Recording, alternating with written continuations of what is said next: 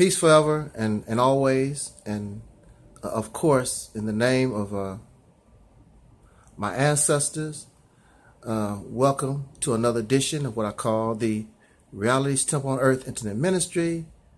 I am the gatekeeper, or the host of this program, known here on social media. I'm known as the Mighty One, Angel Snub Number 7, your soul brother, number 1. Shh, shh. Be very, very quiet. I'm trying to be quiet. Y'all know that I talk very, very loud, but it's early in the morning. And see, I respect other people, so I'm doing my best to speak low. That's very difficult for me because I'm just this loud talker. That's just how I do things. But it's early in the morning, and I don't want to disturb others because I have to respect other people that's around me. It's just as simple as that. We have to learn how to stop being so selfish and self-centered and think only about what we want, but we have to think about what others want. And see, that's another thing when it comes to soul liberation, the liberation of descendants of slaves born in America having dark skin. Many of us, we only think about ourselves. We're not thinking about our children. We're not thinking about our children's children. We're not thinking about the future for others. We go to the lake and get our glass of water, and we don't care if there's no water left for nobody else. We don't care. We're so selfish and judgmental. We love to judge other people, but when it comes down to us being judged, we don't like it. Why is that? What's good, as they say, what is good for the goose is good for the gander. If you can dish it out, then you should be able to take it. Why do these people dish things out, and then when it's your turn, you can't take it? I mean, you can't have your apple pie a la mode. You can't have it all. Life just does not go. It just don't run that way. I also want to remind us before I speak what I want to talk about. If you would like to, you don't have to do nothing except, like they say, be black and die, or pay taxes. As long as you live in this country, maybe pay taxes. You know, it's according to how you want to live. If you want to live a certain way, you're going to pay taxes. Okay, it's just. But one thing for sure, that's not going to change. You be black and you die. So we're going to just stick with that one because that's for sure.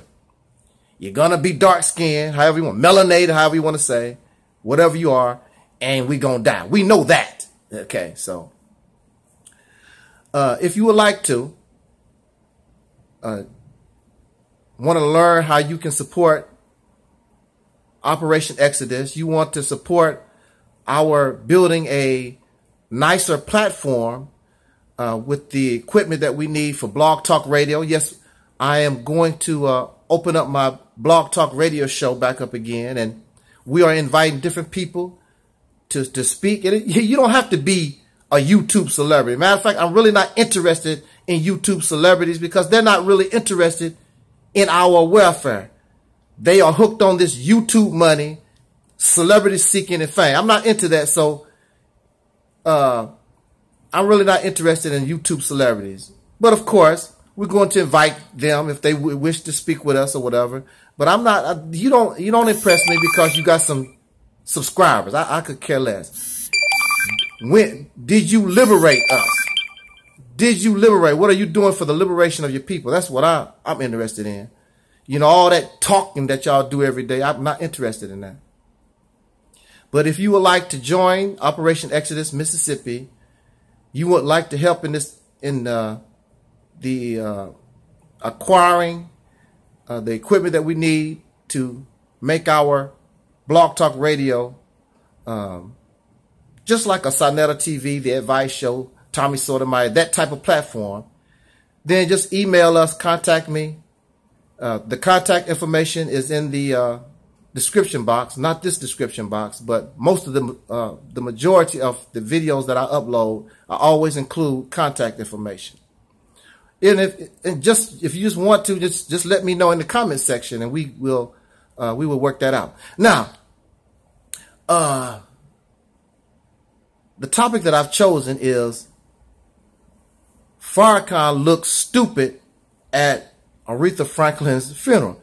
And I know there are those who just love this man to death. He can't do no wrong.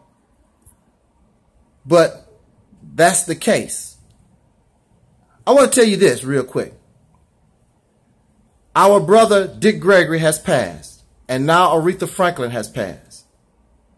Now, prior to Dick Gregory and prior to Aretha Franklin, and I want the defenders of Farrakhan to come and you defend the behavior of your hero. I want you to do that. I want to see if you can really defend this man's character. Prior to Dick Gregory passing this life, peace be to him, and our soul sister, the Queen of Soul, Aretha Franklin, my uncle, Brother Farrakhan knows my uncle. The Nation of Islam knows me. We were there in the beginning rebuilding process of the Nation of Islam. I was there with Minister Farrakhan. He didn't have a pot to piss in. I tell y'all that all the time. He did not have limousines. He did not have all this stuff. I remember going to meetings and there was only 20, 30 people there. You was not there. My uncle was there. All up and down the East Coast. My uncle was there for Minister Farrakhan. My uncle was there for over 30 years. Ooh, I'm getting loud. Because this is emotional for me. My uncle supported Minister Farrakhan and was a believer in Minister Farrakhan till the day he died for 30 years. All his money, all his time, all his effort to support Minister Farrakhan. Up and down the East Coast. Wherever Minister Farrakhan traveled, he wanted to be there to secure Minister Farrakhan's life. My uncle was willing to take a bullet for Minister Farrakhan at any time. Whatever Minister Farrakhan wanted, my uncle was ready to try to get it for him.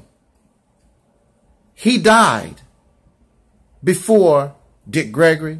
He died before Aretha Franklin. And Minister Farrakhan did not send a condolence letter. Minister Farrakhan did not attend his funeral. Minister Farrakhan didn't do nothing in respect to my uncle. Do y'all think that's right? My uncle gave the Nation of Islam 30 years. Now the local temple did. Of course, the local temple, you know, they recognized my uncle or whatever. But Minister Farrakhan know my uncle. Minister Farrakhan and those people that was close around him, they know who I am. They know who I am. You don't know, but they know who I am. I was there in the beginning process. I was 18 years old, and my family supported Mr. Farrakhan for 30 years, and some of them still support him. But because they are so obsessed with this man, he is allowed to get away with this. I'm not going to sit back and be quiet and let Minister Farrakhan get away. Do y'all think that this is right?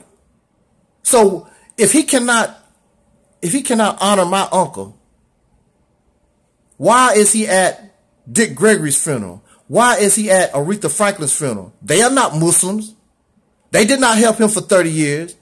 They were not willing to take a bullet for him. But he finds it necessary to go to Dick Gregory's funeral and Aretha Franklin's funeral, but did not send us a condolence letter. This is because Louis Farrakhan is an attention-seeking charlatan hound. That's all he wants. There's lights, camera, and action at Dick Gregory's funeral. There's lights, camera, and action at Aretha Franklin's funeral. He wants to show the world how important that he is. Look, Dick Gregory respects me. I'm at Dick Gregory's funeral. Look, Aretha Franklin's family, they respect me. I'm at Aretha Franklin's funeral. See, they come to me for guidance. It's all about self-praise. It's all about attention seeking. That's what it's about. He's not going to get attention coming to my uncle's funeral like that. The world press, CNN and ABC and all these different outlets. That's what he wants. He wants his face before the cameras. I mean, there's going to be cameras at my uncle's funeral or whatever, but not like Dick Gregory, not like Aretha Franklin. I want to send condolence to Aretha Franklin's family.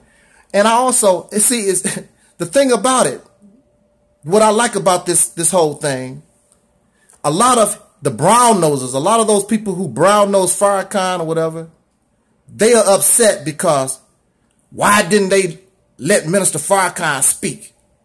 He's one of the greatest orators that we ever had. That's all he is an orator.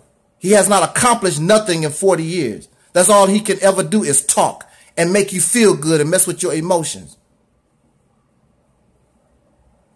But I love Aretha Franklin's family because they didn't give him no time, no shine. He's there, but they didn't.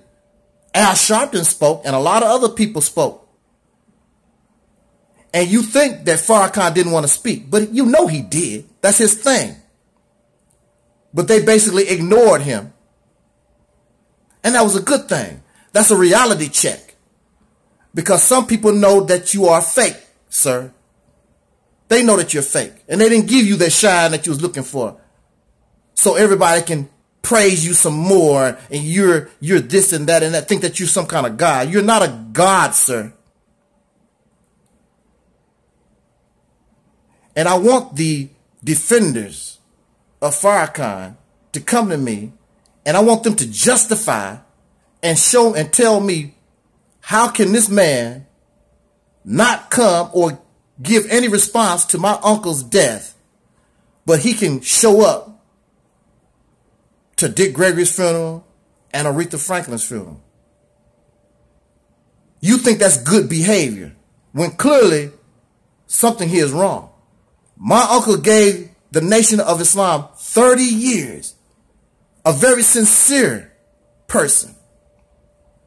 Went to his grave believing in this man. And the only thing he's proven to me is he's a charlatan. He's always been fake. He's always been a fraud. It's always about him. He never did care about my uncle or my family. But we get to the point where we want to praise these people and they so great. Farrakhan looks stupid on the rostrum because you know he wanted to talk. You know he wanted to be before the cameras. And all his brown-nosing followers trying to make excuses. Oh, Farrakhan still spoke. You could tell by his demeanor. No, that's not what I saw. I saw a man who was just sitting there looking stupid because he thought they was going to give him all this praise and all this time. They didn't give him nothing. He was just there. And that's how it's supposed to be. Because you're not as great as your brown noses make you to think. Not in the eyes of everybody. More and more people are seeing Farrakhan for what he really is. A attention-seeking charlatan. The real hypocrite. Not Malcolm X. The real hypocrite. He has failed Elijah Muhammad in the mission. He's changed Elijah Muhammad's teachings. The reason why I joined him was because he's supposed to bring back Elijah Muhammad's teachings just the way they were supposed to be. He did not do that. He lied to us. So he's a liar. Because he said, I'm not changing the teachings. I'm bringing the teachings right the way they're supposed to be. He lied. And he cannot be allowed to just live life like he has not done anything. So I applaud Aretha Franklin's family for keeping him where he belongs. Sit your ass down on a seat and watch. Al Sharpton can speak, Stevie Wonder. But the greatest orator,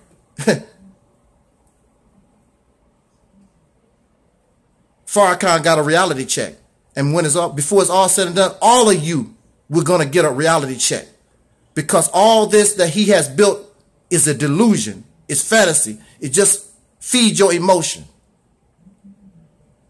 That's why your condition has not changed, even though he's done 40 years of work. So let me let you go so that you can go get back to your job for working with the white man. You know, Farrakhan gave you a job. Peace.